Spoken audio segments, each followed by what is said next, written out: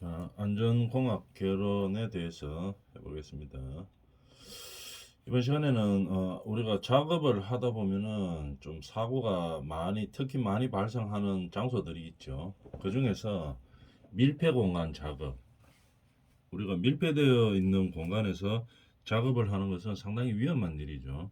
이런 밀폐 공간에서 작업을 할 때 안전사고를 방지하기 위해서 어떤 조치들을 해야 되는지에 대해서 알아보도록 하겠습니다. 자, 우선에 용어 정리가 있죠. 밀폐 공간이라고 하는 것은 무엇을 말하는 것이냐 한번 봅시다. 산소 결핍. 우리가 산소가 결핍되면 우리가 잘못하면 어떻게 됩니까? 이게 시간이 길어지면 잘못하면 사망하죠. 그럼 산소가 우리가 어느 정도 되어야 되는가? 근로 현장에서. 이런 것들이 중요한 요소로 되겠죠. 산소 말고도 또 유해가스, 우리가 작업하는 현장에서 유해한 가스들이 있으면은 질식 사고가 발생할 수 있죠. 밀폐되어 있기 때문에. 또는 화재가 발생할 수 있고 폭발할 수 있는 위험도 있는 장소들이 있습니다. 밀폐 공간에서는 그런 가능성이 많이 있죠.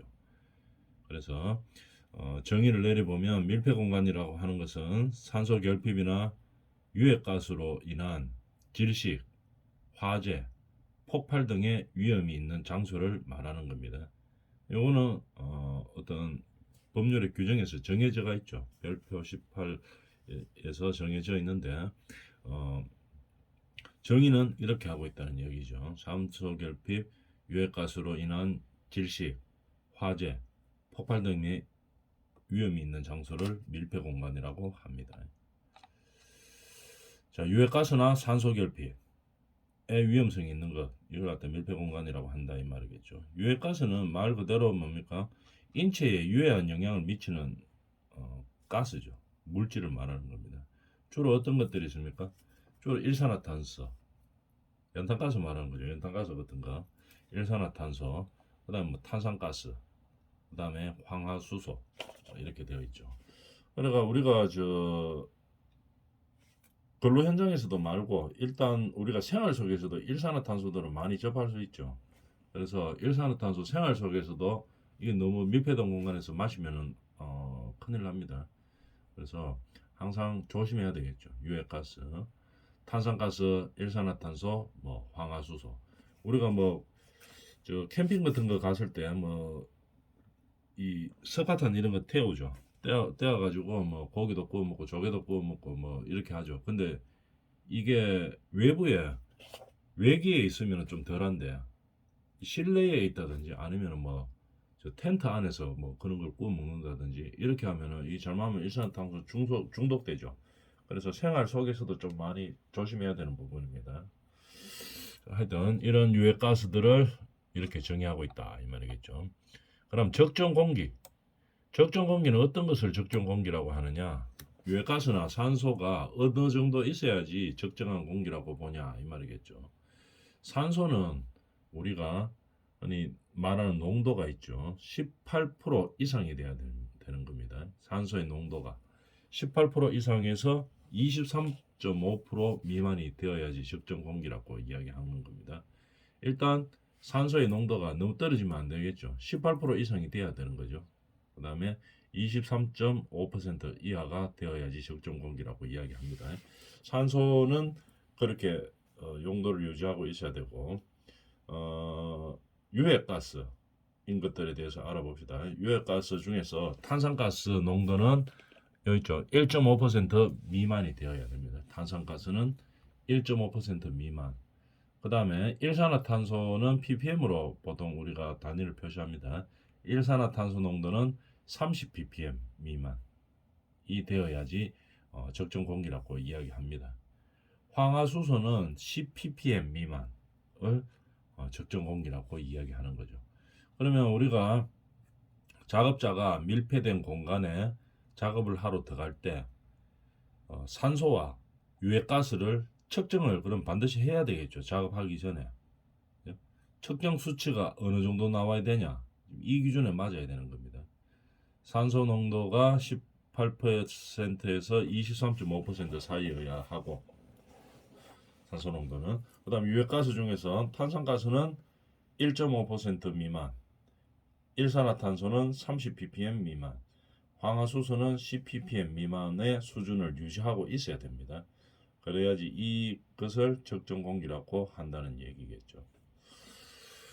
그 다음에 산소 결핍이라고 하면은 그럼 뭐를 말하겠느냐? 이 범위에 안 들어오는 걸 말하는 거겠죠. 산소 결핍이라고 하면은 산소 농도가 18% 미만인 상태를 말하는 겁니다. 그걸 산소 결핍이라고 이야기하는 거죠.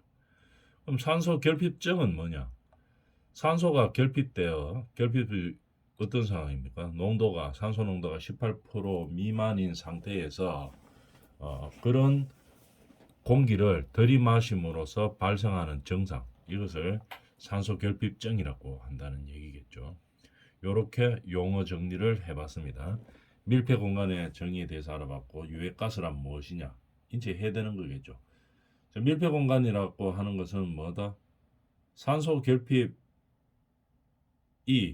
발생하거나 유해가스로 인해서 질식, 화재, 폭발 등의 위험이 있는 장소를 밀폐 공간이라고 이야기하고, 유해가스는 인체에 유해한 영향을 미치는 물질을 말하죠. 주로 탄산가스, 일산화탄소, 황화수소를 말하는 겁니다.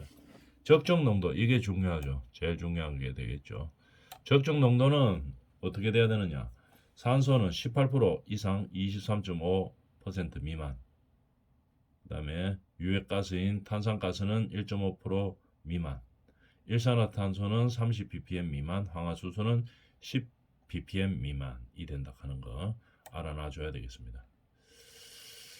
그 다음에 이제 내용에 한번 들어가 봅시다.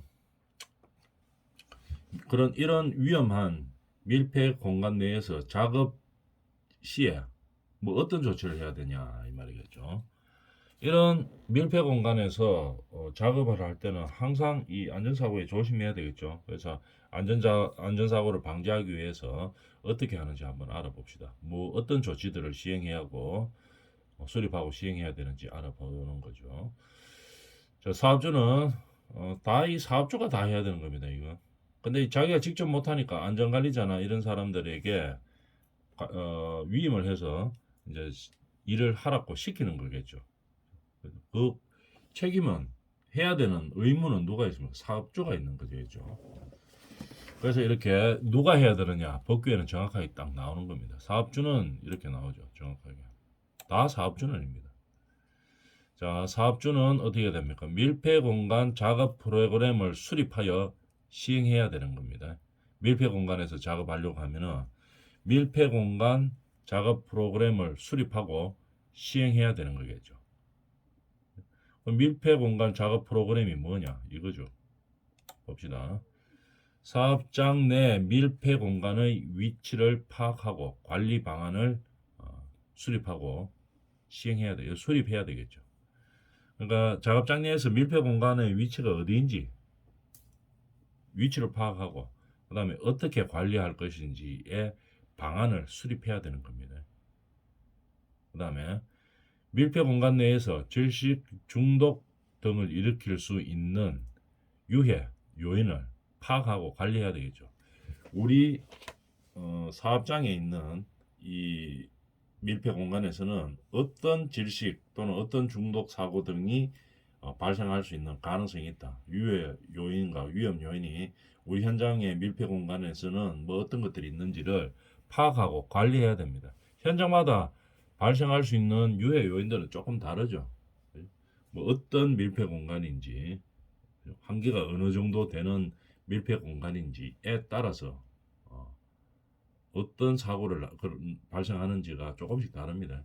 그렇기 때문에 우리 현장에서 발생할 수 있는 요인, 질식 중독 등의 요인이 어떤 것들인지를 파악하고 관리해야 된다는 얘기겠죠. 그 다음에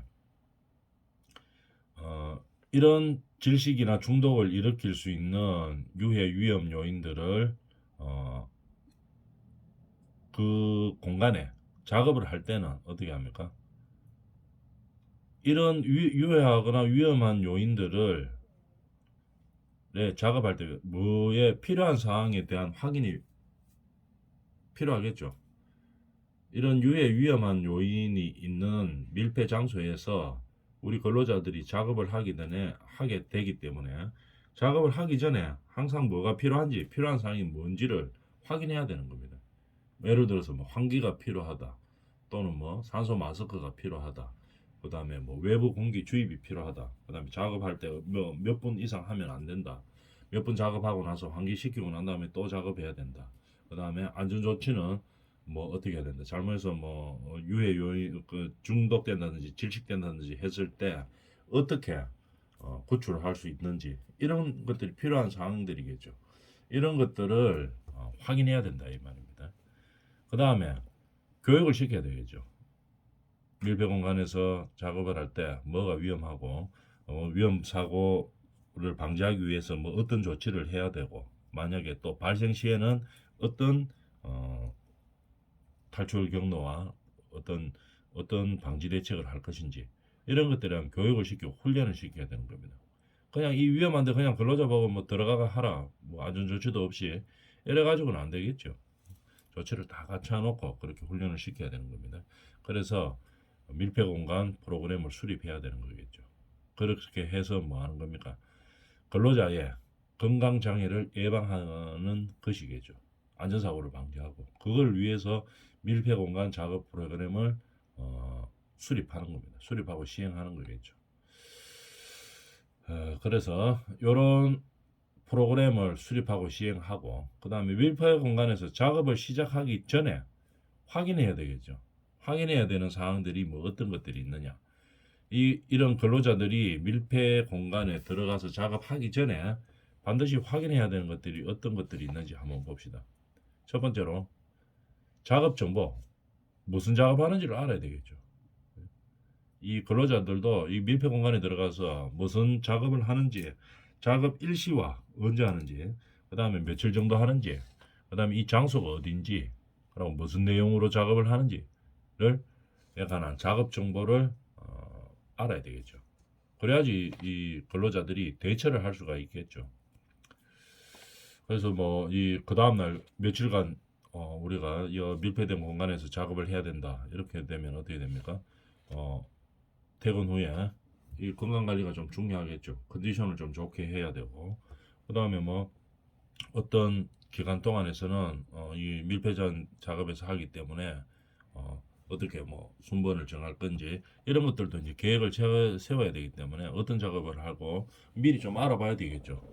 이런 작업을 할 때는 이런 위험한 요인이 있다, 스스로도 좀 알아보고, 물론 작업 교육도 시키지만 대처 방안도 스스로 생각해야 되고, 이렇기 때문에 작업 일시와 기간, 장소, 작업 내용 등에 대해서 알려줘야 되는 겁니다. 그 다음에 작업자 정보를 알아야 되겠죠. 확인해야 되겠죠. 사업주는 근로자가 작업하기 전에 각호의 사항을 확인하여 근로자가 안전한 상태에서 작업하도록 해야 된다 이 말입니다. 또 뭘 하든 작업자 정보를 확인해야 되는 겁니다. 관리 감독자나 근로자, 실제로 일하는 근로자, 그 다음에 감시하는 감시인, 이 누군지 정확하게 알고 작업자 정보를 알고 있어야 되겠죠. 사업주는.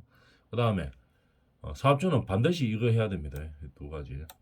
산소 및 유해가스 농도의 측정 결과, 이 작업을 하기 전에 산소하고 유해가스의 측정 결과가 어떤지를 알고 있어야 됩니다. 측정하고, 그 다음에 후속 조치 사항에 대해서도 반드시 알고 있어야 되겠죠. 산소 같으면 뭐 18% 미만일 때는 뭐 어떻게 처리하겠다 하는 거, 18% 미만이어서 어떻게 처리했다 하는 이런 결과에 대해서 알고 있어야 되겠죠. 근로자도 당연히 알고 있어야 됩니다. 이런 것들을.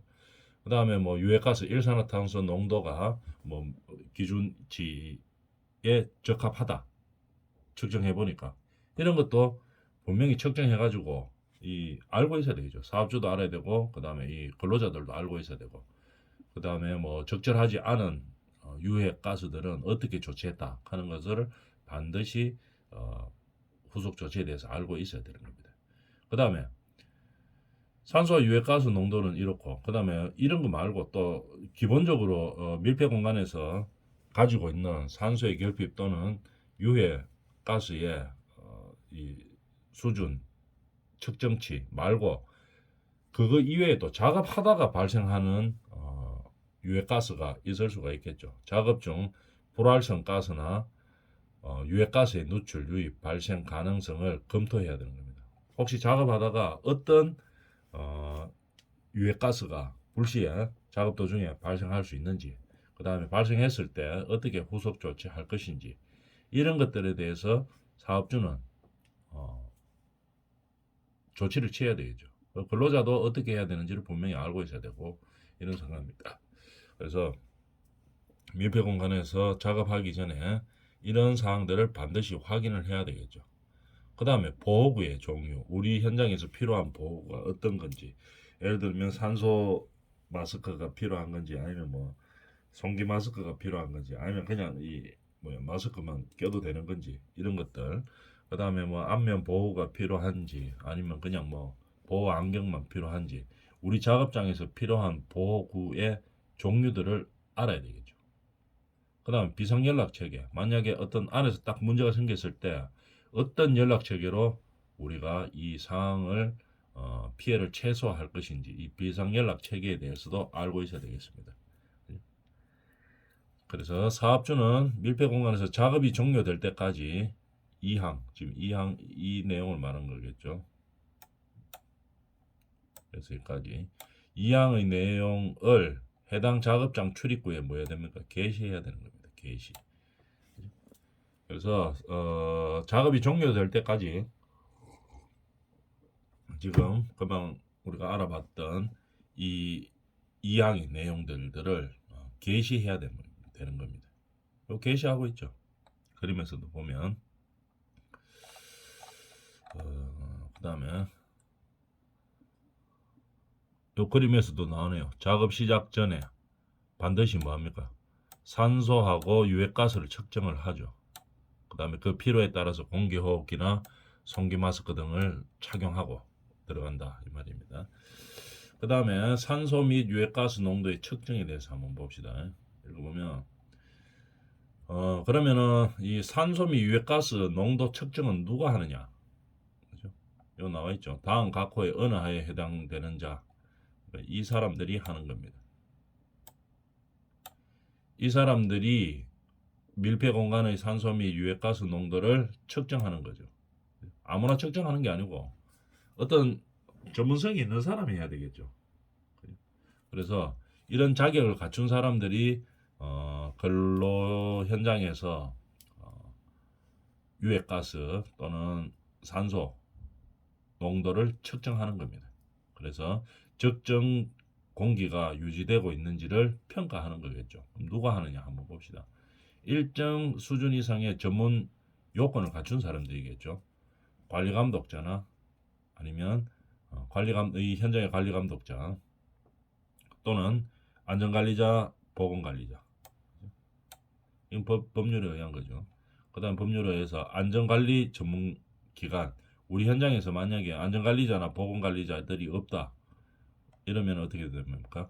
만약에 또는 없다 또는 우리가 측정할 만한 수준이 안 된다 이러면 위탁을 하죠. 전문기관에, 안전관리 또는 보건관리 전문기관에 위탁하는 겁니다. 그 다음에 또는 건설재해 예방 전문 지도기관에 위탁하는 거고, 아니면은 작업환경 측정기관에 위탁하는 겁니다. 아니면은 이런 것들이 위탁을 해도 되고, 아니면은 근로 현장에서 그냥 자체적으로 해결해도 되지만 어떻게 어느 정도 일정 수준 이상 일정한 전문가들이 해야 되겠죠. 그렇기 때문에 현장에서 한다 이렇게 되면은 어떻게 관리감독자나 안전관리자, 보건관리자 이 사람들이 해야 되는 겁니다. 관리감독자는 어떻게 이 현장을 관리하는 사람들이 총관리하면서 하는 사람들이겠죠. 그렇기 때문에 그 측정해야 되는 권한이 있는 거고. 근데 만약 이 사람이 이걸 농도 측정할 만한 뭐 전문적인 기술이 없다 이러면 안전관리자나 보건관리자가 해야 되겠죠. 그 다음에 또 하나 요거 6번 보면은 옛날은 요 기관들이 전문 기관들이 했죠. 근데 요번에 신설이 됐죠. 21년도 5월에 산업안전보건공단에서 교육을 합니다. 그죠? 교육을 하는데 교육을 이수한 사람들이 할 수 있도록 그렇게 법 개정이 됐죠. 21년도 5월 28일 날 개정이 됐네요. 한국산업안전보건 읽어보면 공단이 정하는 산소 및 유해가스 농도의 측정 평가에 관한 교육을 이수한 사람은 이걸 해도 된다는 얘기겠죠. 그 다음에 사업주는 1항에 따라, 지금 이걸 말하는 거죠. 1항에 따라 요걸 측정을 해보고 난 다음에 그 다음에 어떻게 해야 됩니까? 작업장을 뭐 필요에 따라서 환기시킨다든지, 환기가 필요하면 환기를 시켜야 될 것이고, 아니면 근로자들이 이 밀폐 작업 현장에 들어갈 때 필요한 적절한 공기 호흡기나 송기 마스크들을 지급하고 착용할 수 있도록 조치를 취해야 되겠죠. 이렇게 작업 전에 반드시 이런 일정한 요건을 갖춘 전문가들에게 산소 및 유해가스 용도를 측정하고 적정한 공기가 유지되고 있는지를 평가받고, 그 다음에 필요한 조치를 한 이후에, 환기 등의 필요한 조치를 한 이후에 근로자들을 이제 작업을 시켜야 되겠죠. 여기서 이 밀폐 공간에서 제일 중요한 게 뭐냐? 사고 방지를 위해서 환기죠. 환기가 제일 중요합니다. 그래서 환기를 시켜서 유해가스를 없앤다든지 아니면 상수 농도를 높이면 되겠죠. 근데 환기를 해서는 안 되는 상황이 있을 수 있습니다. 뭐 폭발 위험 등에 따라서 그런 상황이 되면은 어떻게 됩니까? 환기가 뭐 시킬 수 없는 상황일 때는 적절한 보호구를 지급해서 작업에 들어갈 수 있도록 해야 되겠죠. 그 다음에 특히 또 사고 날 가능성이 높기 때문에 비상 대책을 어떻게 할 것인지 정확하게 세워놓고 들어가야 되는 겁니다. 그래서 이 환기를 하는 것이 가장 중요하죠. 밀폐되어 있기 때문에 자연적으로 환기가 안 되니까 이래 인공적으로 요 그림에 있죠. 이런 식으로 인공적으로 환기를 시키는 거죠. 환기를 시키는 것이 가장 좋은데, 자, 환기는 어떻게 되냐 한번 봅시다. 사업주는 근로자가 밀폐된 공간에서 작업하는 경우에 작업하기 전과 작업 중에 해당 작업에 뭐를 중요한 게 이거죠. 적정 공기 상태 유지죠. 적정 공기가 유지되도록, 상태가 유지되도록 환기를 시켜야 되는 겁니다. 근데 아까도 금방 이야기했다시피 현장 상황이 환기를 못 시키는 상황들이 있을 수가 있죠. 환기를 시키다 잘못하면 폭발되거나 산화되는 위험 등이 있어가지고 환기할 수 없는 경우가 있습니다. 또는 이 작업의 특성상 이 환기하기가 진짜로 곤란한 작업이다. 이럴 때는 환기하지 아니해도 됩니다. 그러나 그냥 안 하는 것이 아니고 공기 호흡기를 지급한다든지 아니면 송기 마스크를 지급한다든지 해가지고 근로자들이 작업하는데 위험 요소들을 다른 방법으로 없애주는 거겠죠. 환기가 뭐 가장 좋은 방법이지만 도저히 환기할 수 없는 상황이 됐을 때는 근로자의 건강 보호를 위해서 다른 보호구, 적정한 보호구를 지급하고 그것이 지급되고 착용이 되는 경우에 한해서 환기하지 아니할 수 있다고 봐주는 거죠. 인정해 주는 거겠죠. 그래서 우리는 보면 항상 뭡니까? 환기가 가장 밀폐된 공간에서 필요한 그 방법, 그 조치죠. 그리고 또 우리 근로자들이 이제 가장 명심해야 될 것들이 있습니다. 이 의무는 사업주만 하는 것이 아니죠. 사업주만 보호구를 지급하고 그 다음에 뭐 환기시키고 뭐 어떤 적정 공기를 유지하기 위해서 노력하는 게 이 사업주만 노력하는 건 아닙니다. 근로자도 노력해야 되겠죠. 근로자는 뭘 노력해야 되겠습니까? 지급된 보호구, 이 현장에 필요한 지급된 보호구가 있죠. 이 보호구를 반드시 착용하고 작업에 임해야 되겠죠. 그래서 이게 뭐 사업주가 주기만 주고 보호구를 주기만 주고 지급만 했는데 이 근로자들이 뭐 귀찮고 일하기 방해된다고 이거 안 하고 이래서는 안 됩니다. 근로자들도 반드시 뭡니까? 이 착용해야 되는 의무가 있는 거겠죠. 그래서 이 사고를 예방하기 위해서는 사업주도 분명히 노력을 해야 되고 정해진 절차와 규정에 따라서 노력을 해야 되는 거고 근로자도 반드시 노력을 해야 된다는 얘기입니다. 그래서 밀폐 공간 작업실에서는 가장 중요한 게 일단 환기죠. 환기가 가장 중요한 건데 도저히 환기를 시킬 수 없는 그런 근로 현장에서는 다른 조치들을 해줘야 된다는 얘기입니다. 다른 조치라 하면 어떤 것들입니까? 뭐 필요한 손기 마스크라든지 방독 마스크, 뭐 어떤 마스크를 쓰고 근로자들이 위험하지 않게끔 최대한 만든 다음에 그 다음에 위험 발생 시에 어떻게 하겠다 하는 그런 비상 체계를 세운 다음에 그 다음에 근로 활동을 해야 되겠죠. 이번 시간은 여기까지 합니다.